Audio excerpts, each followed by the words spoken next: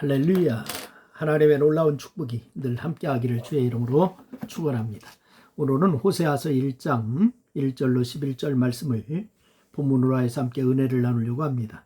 제가 봉독해 드리겠습니다.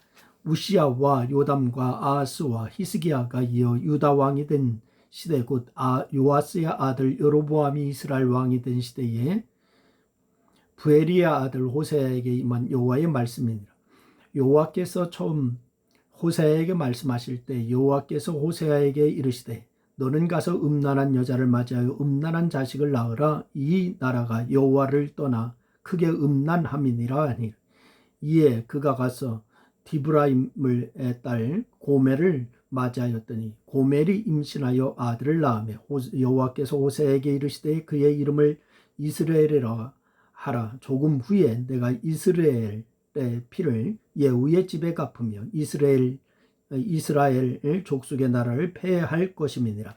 그날에 내가 이스라엘 졸짜기에서 이스라엘의 화를 꺾으리라 하시니라. 고멜이 또 임신하여 딸을 낳으며 여호와께서 호세아에게 이르시되 그의 이름을 루루하마라 하라. 내가 다시는 이스라엘 족속을 궁일이 여겨서 용서하지 아니할 것임이니라. 그러나 내가 유다 족속을 궁일이 여겨 그들의 하나님 여호와로 구원하겠고 활과 칼이나 전쟁이나 말과 마병으로 구원하지 아니하리라 하시니라. 고멜이 루루하마를 젖된 후에 또 임신하여 아들을 낳으며 여호와께서 이르시되 그 이름을 로암미라 하라. 너희는 내 백성이 아니라 나는 너희 하나님이 되지 아니할 것임이니라. 그러나 이스라엘 자손의 수가 바다의 모래같이 되어서 헤아릴 수 없고 셀 수도 없을 것이며 전에 그들에게 이르기를 너희는 내 백성이 아니라 한 곳에서 그들에게 이르기를 너희는 살아계신 하나님의 아들이라 할 것이라. 이에 유다 자손과 이스라엘 자손이 함께 모여 한 우두머리를 세우고 그 땅에서부터 올라오니 이스라엘의 날이 클 것임이니로다. 아멘. 오늘은 호세아서 1장 말씀인데요. 이 선지자들은 하나님께서 보여주시고 들려주시는 것을 백성들에게 전달하는 자들입니다.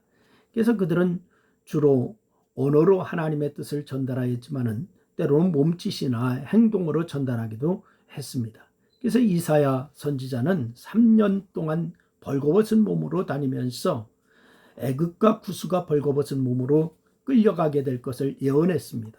예레미야 선지자의 경우는 토기장이의 옹기를 사서 백성들 앞에서 그 옹기를 깨뜨리면서 장차 예루살렘에 임할 심판을 예언하기도 했습니다. 요즘 같으면 이런 몸짓과 행동을 선지자들의 퍼포먼스라고 할 수 있습니다.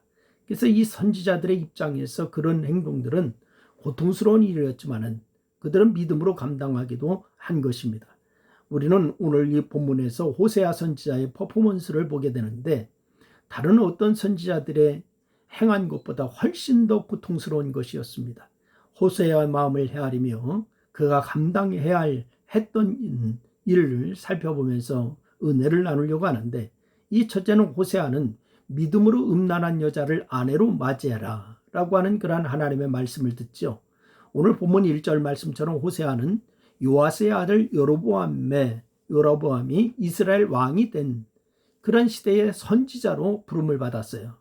그래서 사람들은 북왕국을 건설한 여로보암과 구분하기 위해서 요아스의 아들 여로보암 2세라고 부르는데 그는 북왕국 역사상 가장 탁월한 왕이었습니다. 그는 41년간 통치하였는데 그 시대는 북왕국 역사상에 가장 번영했던 시기로서 하맛 어귀에서부터 아라바 바다까지 영토를 확장하기도 했습니다. 하지만 그 번영은 단지 여로보암이 탁월했기 때문이 아닙니다. 열왕기하 14장 26절 27절 말씀처럼 그 번영은 어떻게 됐냐. 하나님께서 이스라엘의 고난이 심한 것과 그들을 도울 자가 없는 것을 보시고 불쌍히 여기신 결과였다라고 하는 것을 성경은 증언하고 있습니다. 때문에 여로보암이나 백성들은 그들을 구원하시고 번영하게 하신 하나님께 감사하고 하나님을 잘 섬겨야 했습니다. 그러나 그들은 하나님을 저버리고 도리어 우상을 숭배하고 악행을 저질렀어요. 그래서 호세아가 선지자로 부름을 받았던 시대가 바로 그때였습니다.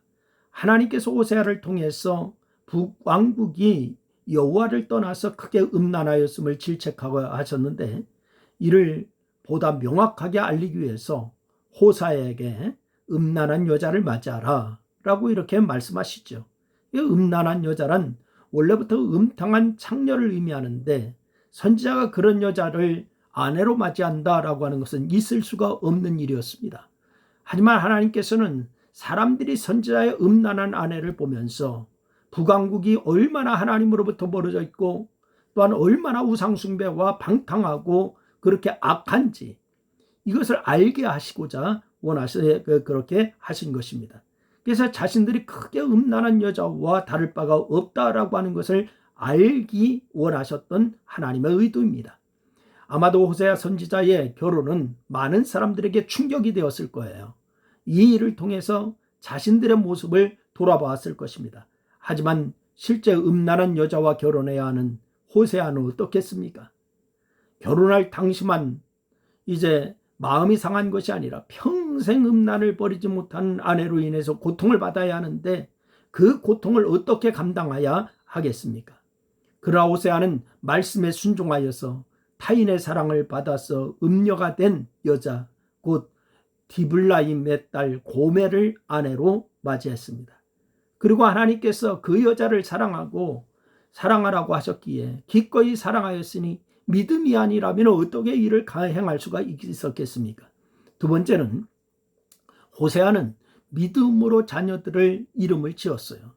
하나님께서 호세아로 하여금 음란한 여자인 고멜과 결혼하게 하신 것으로 끝나지 않고 고멜을 통해서 낳은 자녀들마다 기괴한 이름을 지게 하시어 큰아들의 낳자 그 이름을 이스라엘이라고 하라라고 이렇게 합니다. 이스라엘이라고 하는 이름의 뜻은 뭐냐? 하나님께서 흩으셨다라고 하는 뜻입니다.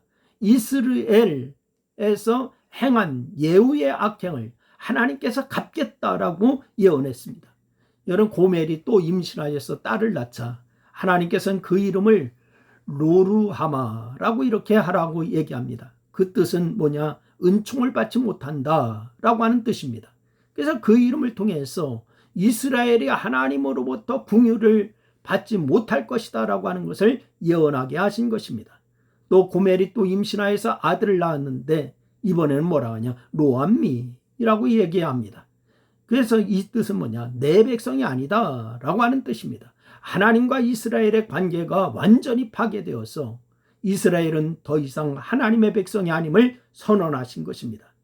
호세아가 자녀들의 이름만으로 이스라엘에게 행한 하나님의 뜻을 분명하게 전할 수가 있었어요. 하지만 음란한 여자에게서 낳은 자녀들이라도 자신의 아들, 딸인데 그들에게 악한 이름을 지어줬으니 얼마나 마음이 아프겠습니까? 여러분이라면 하나님께서 흩으셨다, 은총을 받지 못한다, 내 백성이 아니다 라고 하는 이름의 뜻을 지켰습니까?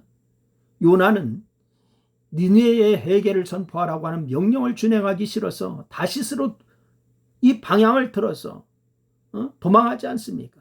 음란한 여자와 결혼하고 자녀들에게 악한 이름을 지어야 하는 호세아는 어떻겠습니까?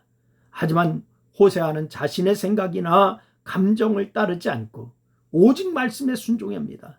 이것이야말로 그가 얼마나 귀한 믿음의 사람이었는지 증명하는 거죠. 여러분 역시 순종으로 이어지는 귀한 믿음을 수여하는 여러분 모두가 될 수 있기를 주님의 이름으로 부탁을 드립니다. 기도하겠습니다. 하나님 고맙습니다. 오늘도 우리에게 말씀 주시니 감사합니다. 호세아의 믿음을 보면서 그 시대의 악함을 하나님 말씀하시는 것을 듣습니다. 오늘 우리에게 이 시대의 악함을 우리가 아버지 하나님이여 보면서 믿음으로 주님을 더 붙잡는 그런 역사가 있게 하여 주시고 하나님으로 인하여 기뻐할 수 있는 일이 속히 오게 도와주옵소서. 하나님 코로나의 악함을 물리쳐 주시고 이 시대의 악함도 하나님 고쳐 주시옵소서. 주께서 함께 하심을 감사하고 예수님의 이름으로 기도했습니다. 아멘.